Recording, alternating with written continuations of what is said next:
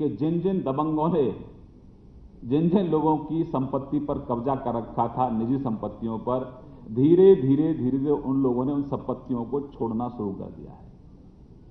और मुझे लगता है कि आज के बाद, अभी प्रेस कॉन्फ्रेंस के बाद, उस काम में और गति आने वाली है। और उसके बावजूद भी कुछ लोग धूर्त बनकर बने बैठे हैं, तो ऐसे लोगों को शासन चिन्हित भी करेगा और ऐसे लोगों की सूची भी हम लोग जारी करेंगे। तो एक बहुत बड़ा फैसला हमारी सरकार ने लिया है। इसका एक विधिवत प्रेस नोट आपको हम जारी करेंगे और उसमें ऑनलाइन कंप्लेंट भी जारी, ऑनलाइन कंप्लेंट भी कर सकते हैं। उसके लिए भी हमने अपना एक ईमेल सरकार की तरफ से जारी किया गया है। हाँ, जनसुनवाई.com ये पोर्टल है। हाँ, जनसुनवाई.up.nic.in जो पहले वाला पोर्टल है, हाँ, उसके लिए अलग से पोर्टल बना रहे हैं। जब तक वो नहीं बनता तब तक जो पहले एग्जिस्टिंग पोर्टल है उसी पे ही सूचनाएं आ जाएंगी। विस्तार से और भी कुछ जानकारियां आप चाहेंगे तो हमारे प्रमुख सचिव साहब आपको जानकारी देंगे।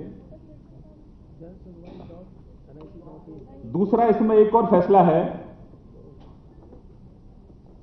कि जो हमारे सार्वजनिक स्थल हैं, इन पर भी माननीय सुप्रीम कोर्ट का आदेश है कि अगर कोई कब्जा करता है या धार्मिक स्थल में उसको कन्वर्ट करता है तो वह भी इनलीगल माना जाएगा, गैर कानूनी माना जाएगा। और उसमें हमने सबको रखा है, कोई भी हो, चाहे किसी भी वर्ग का क्यों ना हो। अब सार्वजनिक स्थानों पर कब्जे नहीं होंगे धर्म की आड़ में। एक बहुत महत्वपूर्ण फैसला ये हमारी सरकार ने किया है।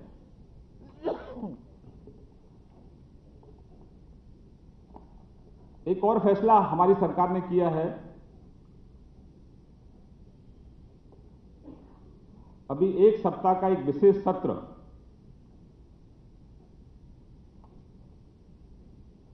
15 मई को बुलाया गया है। तो एक सप्ताह का होगा, क्योंकि जीएसटी को पास करना बहुत आवश्यक है। और आज कैबिनेट ने देश के प्रधानमंत्री और देश के वित्त मंत्री जी को बहुत आभार किया, अभिनंदन किया। एक देश एक कानून, तो उसके लिए हमारा विधानसभा का विशेष सत्र भी 15 मई सोमवार को बुलाया जाएगा। जी,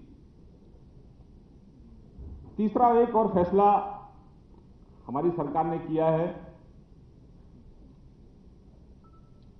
क्योंकि सरकार के पास कार्य दिवस थोड़ा कम रहते हैं, काम करने के दिन कम रहते हैं,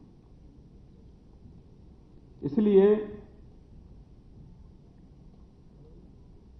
तो कुछ महापुरुषों के जो जन्मदिन होते हैं, बलिदान दिवस होते हैं, उस दिन छुट्टियां रहती हैं। तो ऐसे 15 अवकाशों को हमने उन सभी महापुरुषों के बारे में सभी कॉलेजों में, सभी स्कूलों में पढ़ाई भी होती रहे और एक घंटे के लिए उनसे जुड़ी महत्वपूर्ण घटनाओं पर चर्चा, परिचर्चा, निबंध या कोई अन्य गतिविधि वो संस्थान स्वयं तय करें। इसके साथ साथ हमारी सरकार ने यह भी फैसला लिया है कि हमारे जितने भी स्वाधीनता संग्राम में हमारे जितने भी क्रांतिकारी रहे हैं, उनके बलिदान दिवस और उनके जन्म दिवस पर भी सभी शिक्षा संस्थानों में भी विशेष आयोजन होंगे। उनको भी नमन किया जाएगा। उनसे भी जुड़ी जो प्रमुख घटनाएं हैं उन पर भी शिक्षा संस्थान स्वयं फैसले करेंगे, निर्णय करेंगे कि उस दिन उनको श्रद्धांजलि देते हुए, उनको स्मरण करते हुए, उनके जीवन पर आधारित उनके जो लम्हे हैं, जो मुख्य घटनाएं हैं, उनके बारे में भी विद्यार्थियों को विशेष जानकारी दी जाए।